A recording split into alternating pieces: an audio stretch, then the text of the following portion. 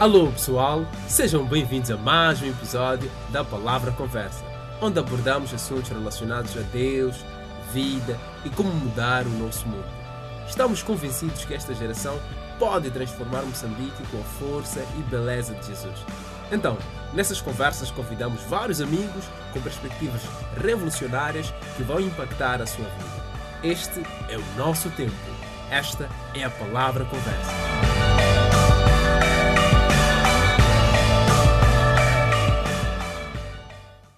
Mais uma vez, sejam bem-vindos. Espero que ainda estejas vivo depois de uma terrível semana de teste, tu que és estudante universitário.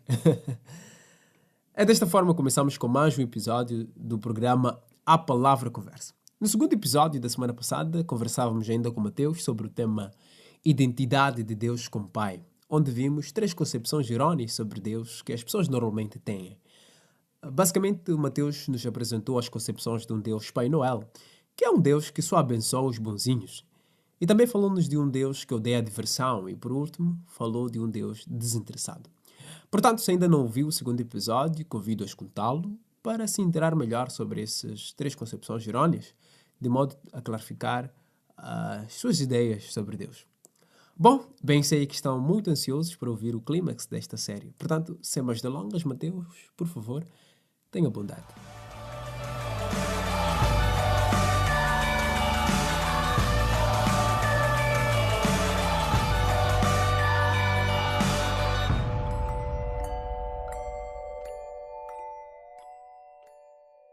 Alô, família. É bom estar de volta com você esta semana. É a minha esperança e a minha oração que o Espírito lhe ajudou nos últimos dias a identificar algumas de suas concepções errôneas sobre o que Deus Pai parece. É uma viagem maravilhosa.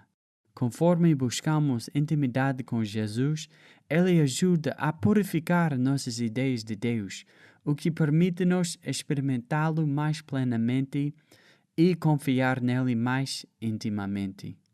Conforme concluímos esta série no podcast, por favor, passe algum tempo a sós com Jesus e reflita sobre a sua vida e como você tem interagido com Deus. Eu não disse como você pensa em como você interage com Ele, mas como você realmente interage com Ele. Olhe o jeito de orar, o que você pede quando ora, as palavras que você usa quando você ora, a maneira que você se sente quando você ora. É a sua vida de oração como a comunicação de um filho amado com seu incrível pai? Se não, é importante retornar à verdade das Escrituras, arrepender-se pelo equívoco de Deus que você está crendo nele e permitir a Jesus para continuar a corrigir o seu pensamento e a sua ação. Vamos continuar a nossa jornada com os últimos 4 equívocos comuns sobre a natureza de Deus. Apenas para a revisão, aqui estão os 3 primeiros equívocos comuns sobre quem é Deus. Número 1. Deus que odeia a diversão. Número 2. Deus é como o Papai Noel. E número 3. Deus é desinteressado em nós. O 4º equívoco mais comum de Deus é que Ele é um perfeccionista. Este Deus é especializado em encontrar falhas em nós. Ele está sempre prestando atenção para nos mostrar onde temos falhado. Perante este Deus, nós nunca somos bons o suficiente. Não importa o quanto tentemos ou o que nós fazemos, nós nunca seremos suficientes. Muitas pessoas têm essa visão de Deus que a faz parecer tão distante. Justificamos esse pensamento dizendo coisas como Ele é um Deus santo que não suporta a impureza. A fim de proteger a pureza de sua presença, Ele deve ser diligente para expelir qualquer profanação. Como poderia esse Deus amar-me com todos os meus defeitos e problemas? Sim, é verdade que nossas vidas são muitas vezes sujas, mas a bela realidade é que Deus sabe disso desde o início da existência e Ele ainda escolheu convidar-lhe para a sua família, não importa o que. Ele é realmente incrível. Ainda não acredita em mim? Eu posso provar isso para você. Há essa estranha pequena história no Antigo Testamento, Gênesis 15, se você estiver interessado, onde Deus confirma a sua promessa a Abraão. Abraão quer saber como ele pode confiar nesse Deus que promete descendentes tão numerosos como as estrelas, e uma nova terra para chamar de lar.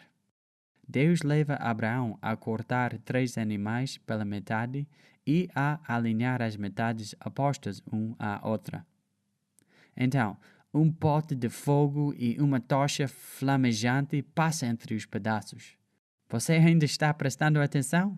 Eu sei que a história é tão estranha. Por isso, eu vou explicar um pouco o que está acontecendo. De volta aos dias de Abraão, eles não tinham contratos que as pessoas assinavam. Então, eles faziam acordos de uma maneira diferente. Este foi o caso dos acordos entre as nações, homens de negócio, quem quer que seja. O que eles fariam é sacrificar animais e cortá-los ao meio. Então, as 2 pessoas que estavam fazendo o acordo caminhariam pelo meio das metades e diriam: se eu quebrar esse acordo, deixe-me ser como estes animais.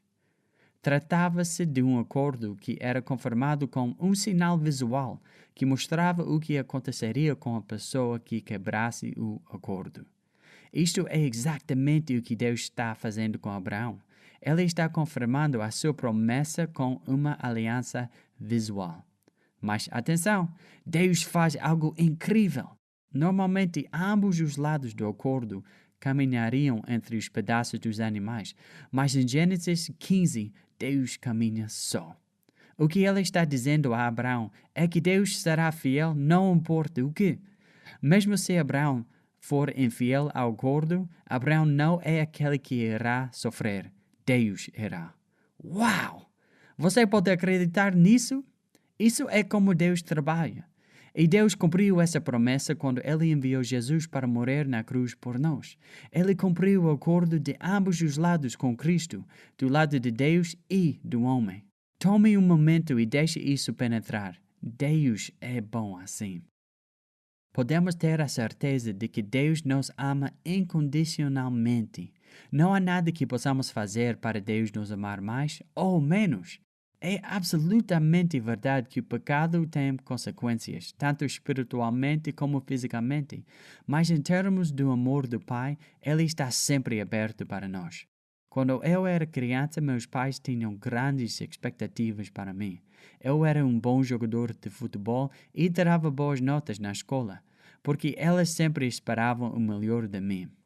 Devido a isso, eu sentia que elas só estariam orgulhosos de mim se eu fizesse tudo muito bem. Isso foi especialmente verdade quando se tratava de futebol. Depois do jogo, eu podia sentir como se eu realmente tivesse feito um bom jogo, mas o meu pai teria quase sempre uma crítica. Lembro-me chegar a casa vindo de um torneio em que eu pensei que eu tinha jogado de um modo realmente incrível. Quando perguntei aos meus pais o que eles pensavam, meu pai apenas disse que não achava que eu tivesse trabalhado duro o suficiente. Foi isso. Meu pai foi e é um homem maravilhoso e ele só queria ajudar-me a crescer e melhorar, mas muitas vezes fez-me sentir como se eu não fosse bom o suficiente. Esta ideia de Deus leva à modificação do comportamento em vez de uma verdadeira transformação. A modificação de comportamento é exatamente o que parece: a tentativa de mudar as ações externas ou o comportamento sem alterar as causas bases. Isso nunca funciona, e Deus não está interessado em pessoas que nunca pecam pela força da sua vontade, o que é impossível de qualquer maneira. O que Ele quer são pessoas que estão verdadeiramente transformadas de dentro para fora para se tornar exatamente como Jesus.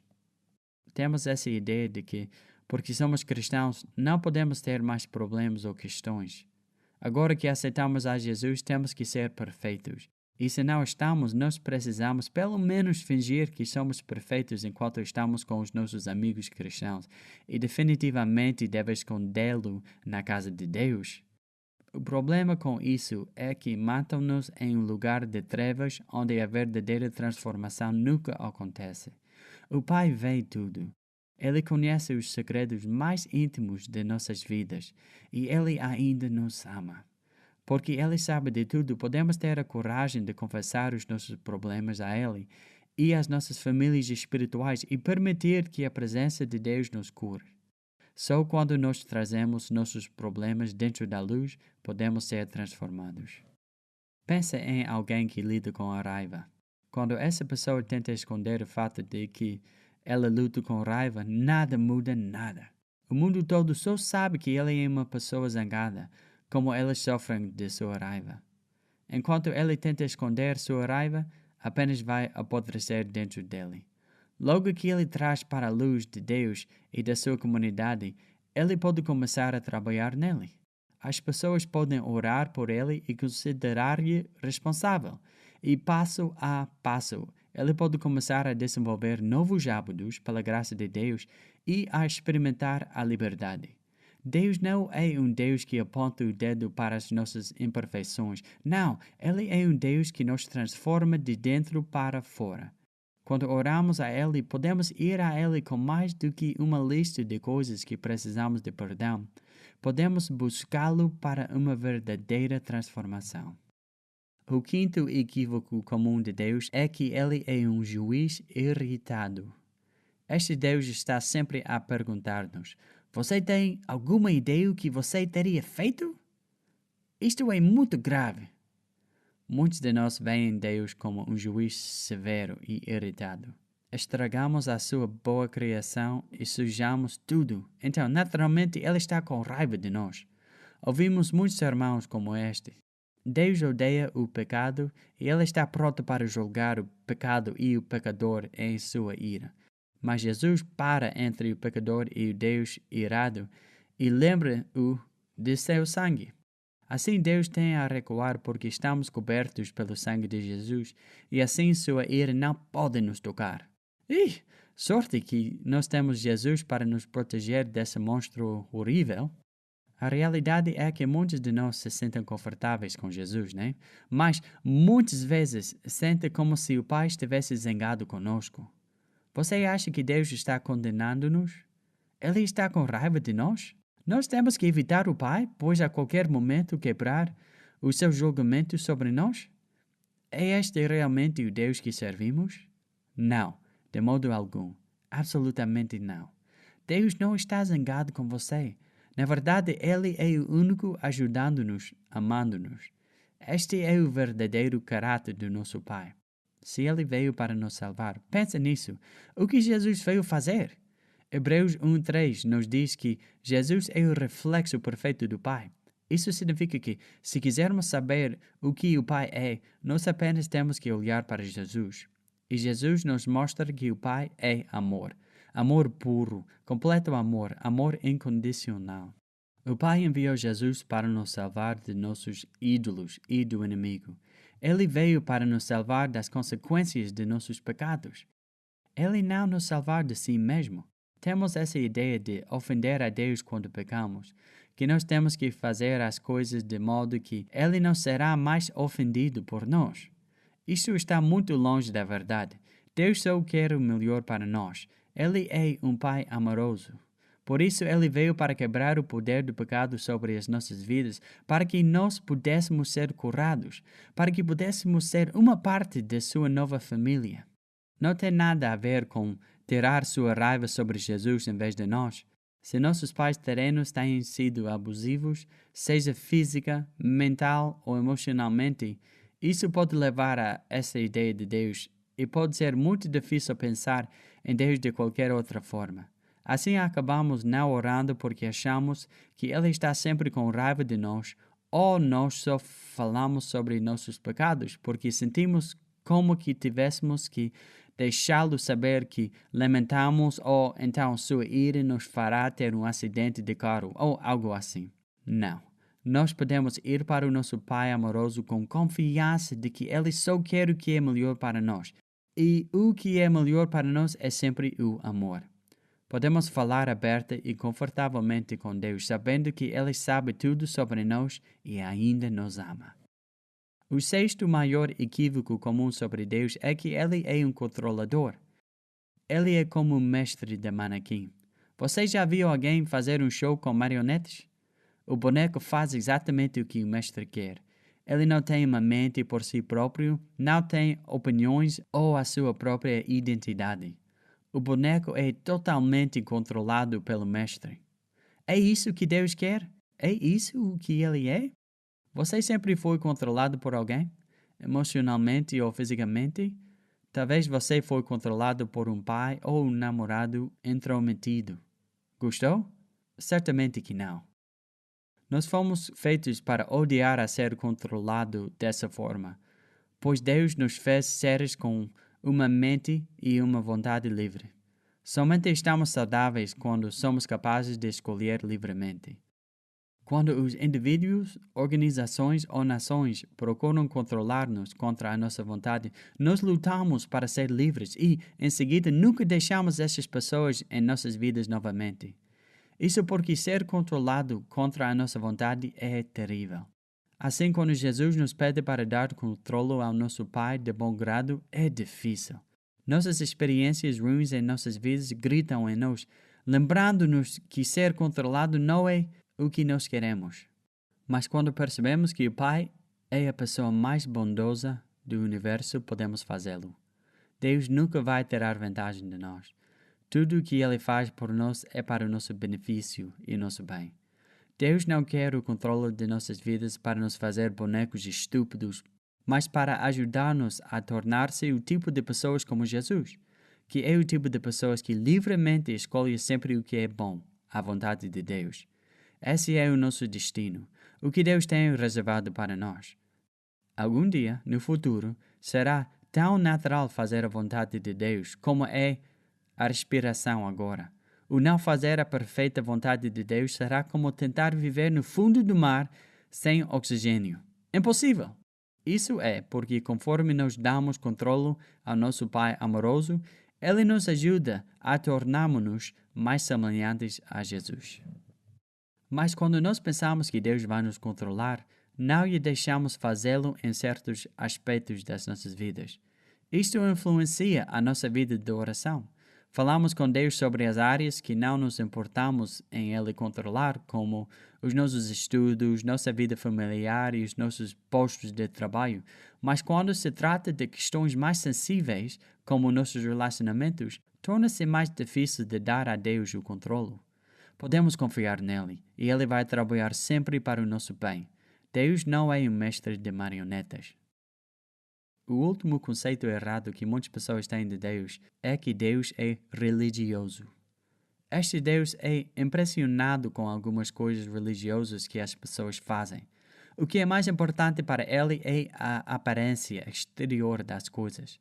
Enquanto estivermos fazendo certo as coisas religiosas, podemos ser uma parte deste clube de Deus.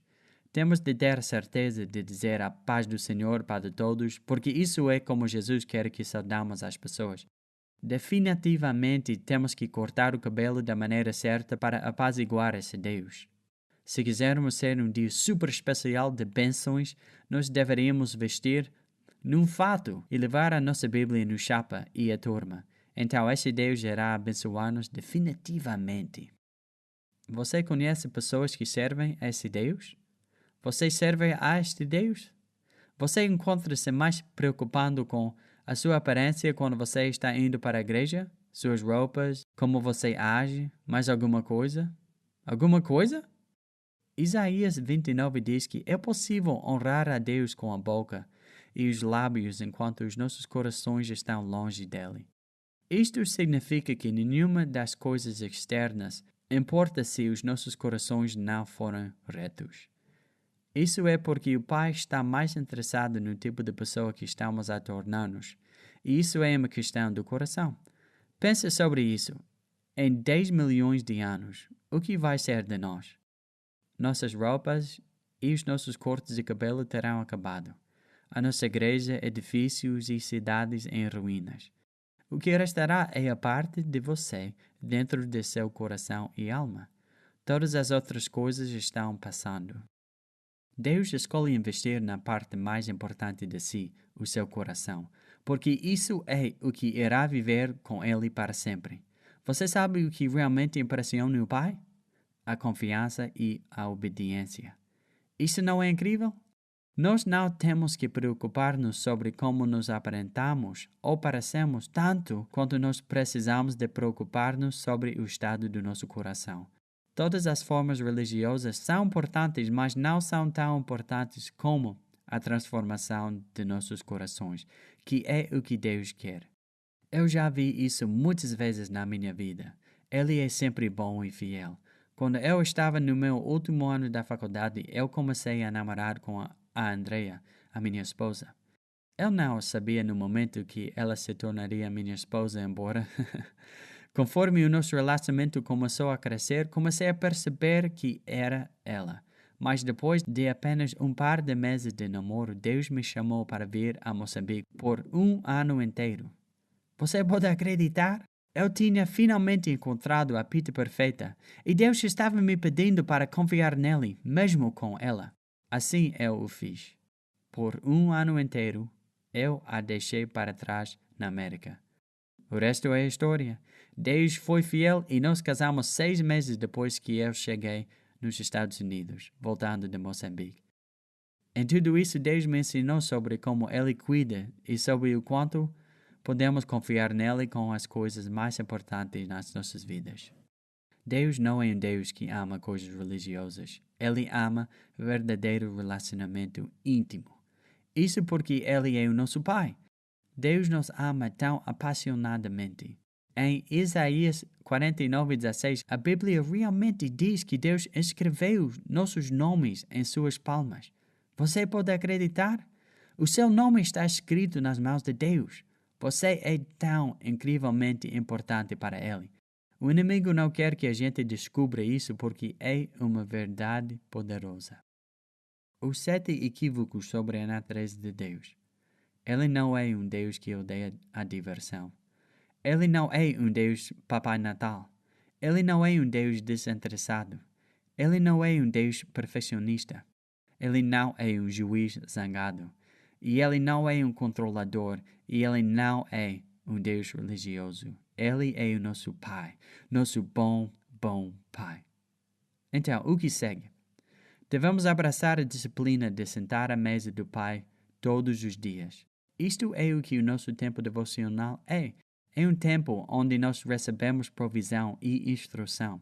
Nosso tempo especial com o Pai, onde nós começamos a conhecê-lo melhor e partilhar o nosso dia com Ele. Temos de vê-lo assim. Esta intimidade é tão importante com o nosso Pai. É na mesa do Pai onde entendemos mais e mais do amor que Ele tem por nós. E é só com esta revelação do amor do Pai que somos capazes de fazer as coisas loucas que Deus nos pede para fazer. Este é o modo como Jesus viveu, saturada no amor do Pai. Ele iria acordar cedo e desenvolver amizade com o Pai, passar tempo com Deus. A maioria de nós pensa que Deus não nos ouve. Poderíamos dizer que sabemos que Deus ouve-nos, mas nós realmente acreditamos nisso? Somos como crianças em uma família que, quando querem algo, sabem qual irmão enviar para pedir algo ao pai. Se queremos ver futebol, pedimos ao pai. Se quisermos bolo, pedimos à mamãe. Sabemos também que irmãos enviar. A mãe gosta de João, meu pai gosta de Esther. Isso é como nós pensamos frequentemente de Deus. Alguém deve perguntar para mim, mas Deus quer você. Ele quer conhecer você, não outra pessoa. Então, quero orar com você que Deus possa curá-lo de seus equívocos, que você possa ser dado uma nova oportunidade de ver a Deus pelo que Ele é, um Pai amoroso. Deus Pai, nós te agradecemos por seu amor e o fato de que temos um lugar em sua mesa.